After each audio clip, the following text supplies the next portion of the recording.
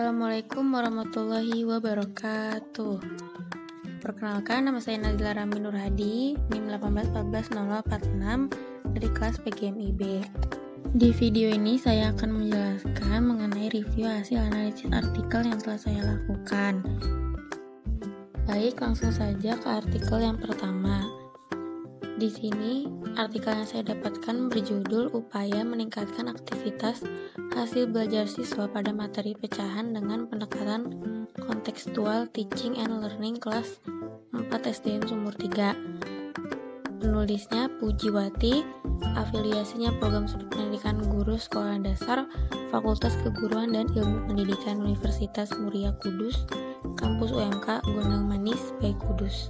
Hal-hal yang harus dianalisis pada analisis pertama ini ada masalah penelitian. Nah, masalah penelitian yang saya dapatkan di sini yaitu mengenai peningkatan aktivitas dan hasil belajar matematika tentang melakukan operasi hitung pecahan dalam pemecahan masalah melalui pendekatan CTL di kelas 4 SD Negeri Sumur 3 Kecamatan Kluwak, Kabupaten Pati pada semester 1 tahun pelajaran 2016-2017.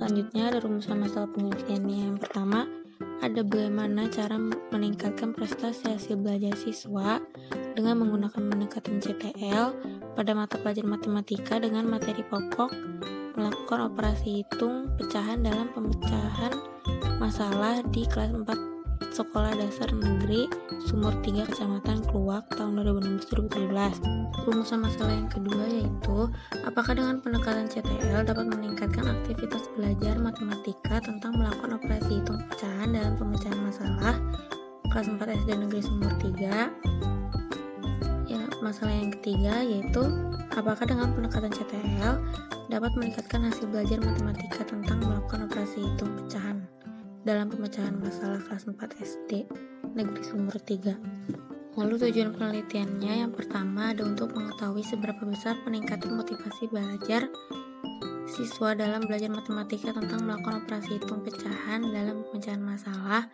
melalui pendekatan CTL. Yang kedua adalah untuk mengetahui seberapa besar peningkatan hasil belajar siswa dalam belajar matematika tentang melakukan operasi hitung pecahan. Nah, indikator keberhasilan di sini yaitu hasil studi dari 18 siswa, standar belajar minimum nilainya 65, yang berarti siswa yang telah mencapai nilai di atas 65 dinyatakan telah selesai. Nah, sementara siswa yang nilainya kurang atau sama dengan dari 65 itu dinyatakan belum selesai dalam pembelajaran dan perlu mendapatkan perbaikan. Nah, dari hasil penelitian pada akhir belajar tes formatif ternyata dari 18 siswa yang mencapai nilai 65 tersebut hanya ada 8 siswa. Jika dipresentasekan, siswa yang dinyatakan selesai hanya 35%. Jadi yang belum terselesaikannya mencapai 65%. Selanjutnya pada analisis artikel yang kedua ada model dan pola penelitian. Model yang dipakai di sini menurut saya itu model Kurt-Lewin. Kenapa? Karena model Kurt-Lewin ini memiliki 4 komponen di dalamnya, yaitu ada perencanaan, tindakan, pengamatan, dan refleksi. Hal ini sesuai dengan yang saya temukan di dalam artikel ini. Untuk pola yang dipakai di sini yaitu pola guru peneliti. Kenapa? Karena menurut saya guru di sini mempunyai peran utama atau merupakan peran utama dalam perencanaan atau pelaksanaannya. Selanjutnya, langkah perencanaan yang dilakukan pada artikel ini yaitu yang pertama ada penetapan fokus permasalahan, lalu peneliti melakukan perencanaan tindakan. Selanjutnya ada pelaksanaan dari tindakan yang sudah direncanakan.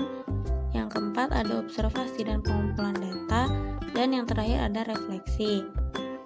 Untuk pelaksanaan penelitiannya yang pertama ada prasiklus. Saya menemukan di sini bahwa peneliti memberikan teknik penyelesaian soal tentang melakukan operasi hitungan pecahan dalam pemecahan masalah melalui pendekatan Teaching and Learning atau disingkat CTL. Lalu ada yang kedua ada siklus 1. Nah, pelaksanaan siklus 1 di sini dilakukan setelah ada peningkatan dari hasil prasiklus atau dari hasil tes yang telah dilakukan. Baru pada siklus 2 dilaksanakan untuk memperbaiki pembelajaran yang sudah dilakukan pada siklus 1. Lalu ada instrumen penelitian. Saya menemukan bahwa di sini memakai tes dan observasi. Tesnya itu dilakukan dengan memberikan soal tentang operasi hitung pecahan dengan pendekatan CTL. Lalu untuk observasinya dilakukan dengan melakukan pengamatan terhadap siswa dari hasil tes yang sudah diberikan.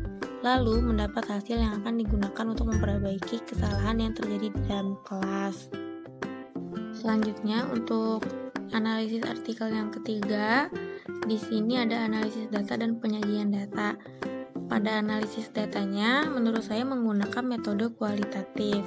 Sementara penyajian datanya, karena ini merupakan metode kualitatif, jadi penyajiannya berupa deskripsi dengan disertai tabel sebagai penjelas dari deskripsinya.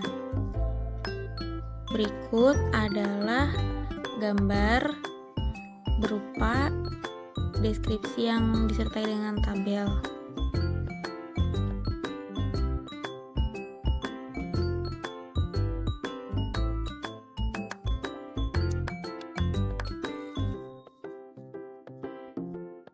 Baik, sekian penjelasan dari saya. Terima kasih atas perhatiannya. Wassalamualaikum warahmatullahi wabarakatuh.